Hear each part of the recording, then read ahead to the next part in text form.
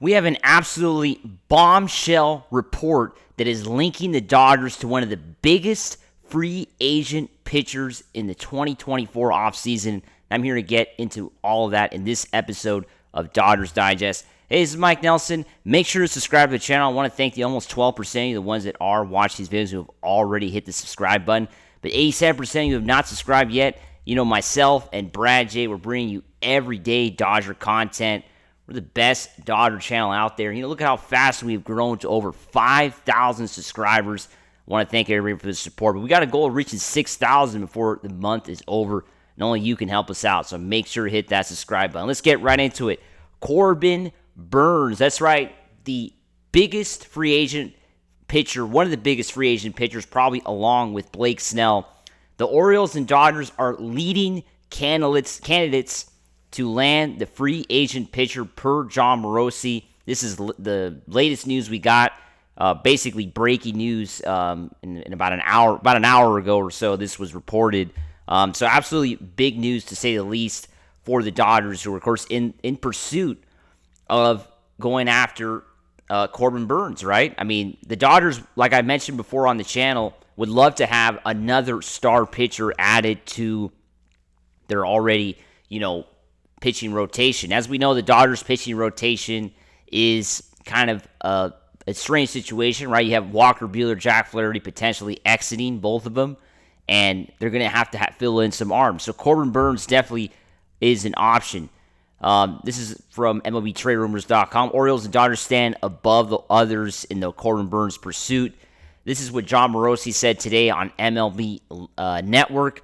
He said, two teams stand above the others, Baltimore Orioles and Dodgers. I was told by a source in the last 12 hours that nothing is getting finalized yet. He's still having interest from other teams in the major leagues in Corbin Burnes. But I think the Dodgers and Orioles are obviously going to be the two leading candidates for, Burnes, right? Because I think that report has to be accurate. I don't know what you guys think, but I don't see Burnes going anywhere else. Of course, signing with Baltimore, he would stay home, stay with the team he's currently playing with now. And then coming to L.A., well, he'd be coming home as well because he's from Bakersfield, California, Corbin Burnes. He grew up in Bakersfield, went to high school over there, went to college here in California as well. So it would be kind of a homecoming for Corbin Burnes, to say the least, for him to come home to play for his hometown team. Now, you might be saying, well, maybe he's not a Dodger fan, but look at what he tweeted out when the Dodgers won the World Series. This was Corbin Burnes' tweet as soon as the Dodgers won the World Series. You see the little eyes right there above that post. So that was posted right as the Dodgers won the World Series. Definitely a cryptic tweet, to say the least, from Corbin Burnes, kind of signifying why would he care for a Dodgers World Series championship? The guy doesn't play on the Dodgers, but he definitely gave those little eyes. Because I think Corbin Burnes is going to consider the Dodgers as an option. I really think, personally, the Dodgers they could come to an agreement with Corbin Burnes. Maybe they don't pay him the money he wants, maybe a little bit less. He's on his way to L.A. And Corbin Burnes has been an excellent pitcher, to say the least, for the Orioles. He's been definitely one of the best pitchers in the game. And I think bringing him in would be a big plus for the Dodgers, because it would just add another star pitcher. Because think about the rotation for next year. Yoshinobu Yamamoto is basically, along with Tyler Glasnow, the two aces on this rotation. And then, Shohei Ohtani is a big question mark, right? That's a big question, whether he's going to be able to pitch at the beginning of the 2025 season. There's reports of the Dodgers going to a 6-man rotation next year in order to try to conserve Ohtani's arm. And, I think also Yamamoto's arm, right? Because Yamamoto was injured last season. The guy pitched great for the Dodgers, as we know, at the end of the regular season, and in the playoffs won a World Series, right? I mean, the guy was excellent. But let's not forget that Yamamoto missed a considerable part of the 2024 season. And as we know, Tyler Glasnow missed a considerable part as well. A lot of injuries for the pitching rotation last year. The Dodgers switching to a 6-man rotation for 2025 definitely makes sense. I don't know what you guys think. I don't know if you guys believe in those reports. Comment below. What do you think of the Dodgers switching over to a 6-man rotation in 2025? And does Corbin Burns play a part in that, right? Because you think about it, you can have Ohtani, you can have Yamamoto, you can have Glasnow, you can add Sasaki, you can add Burns, and then the sixth guy could be, of course, Buehler or Flaherty, right? So that could be the rotation for the Dodgers for next season because, of course, Gavin Stone is not going to be playing. Now, Kershaw, is he playing to that? Has he become the sixth guy? That's another option as well, which is seeming like it's going to be, I would leave Kershaw off the roster like I've talked about before.